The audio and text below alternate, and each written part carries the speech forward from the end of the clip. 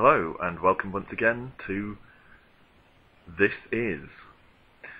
This video is the final installment of this week's Trinity, which have been along the theme of 2D combat. And hopefully now it's a little clearer what I meant when I said that a few days ago.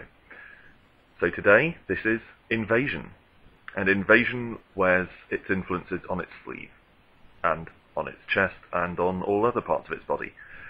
And it flings 16-bit and 8-bit era references at you like there's a prize for sticking them to your face.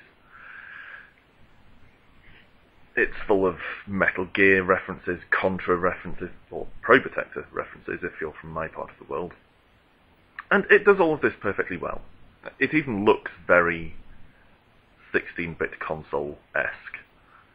Super Nintendo, Mega Drive. More Mega Drive to me, but maybe that's just me.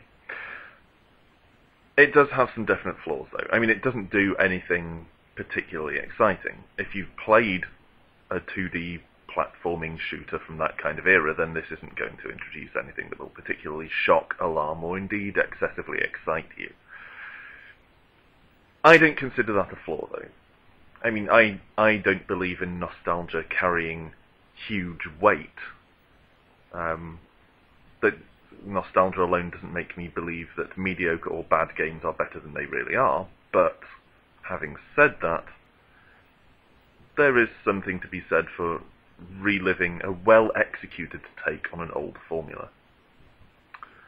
Invasion manages to mess a few things up, though. One of them is the control scheme, which is mostly fine. You fire using the buttons rather than the second stick, which is a novelty in this day and age. But if you want to aim up, you have to either face right and press the right bumper, or face left and press the left bumper, which is very, very clumsy. Or if you want to aim directly up, you press both bumpers together, regardless of which direction you're facing in. It's not the worst solution, and I still appreciate it avoiding the slightly hoary old second stick aiming system, but it is clunky. It doesn't work well, and for the most part, it was more hassle than it was worth playing through this game trying to aim upwards at any point. There isn't a great deal of weapon balance either. All the weapons are very powerful, and a lot of the secondary weapons are insanely powerful. During this video, for instance, I have the main kind of laser rifle thing, and I have a secondary sort of rocket launcher, which launches 3 rockets in quite a broad spread, and will take out pretty much anything. So there's a balance problem. The game isn't very hard for the most part. And later on there are some problems with distinguishing objects from the background and that sort of thing, but nothing too major. For me, the main problem with this game has always been the sense of humour. There is a definite sense of humour to it. And unfortunately, the gameplay itself, for the most part, seems pretty serious. And although humour is often welcome, in this case it kind of jars.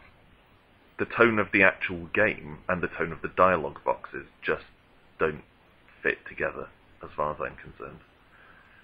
I think it would have been better going all-out humorous, with a cartoony, over-the-top presentation gameplay style, or going traditional, serious 16-bit console style, like the main gameplay, and then having appropriately serious dialogue and tone.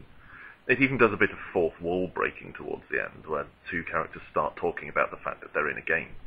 Again, it's not a problem, and that kind of stuff can be quite funny and entertaining when it's done well, but here it seems forced and clumsy, and it doesn't really fit.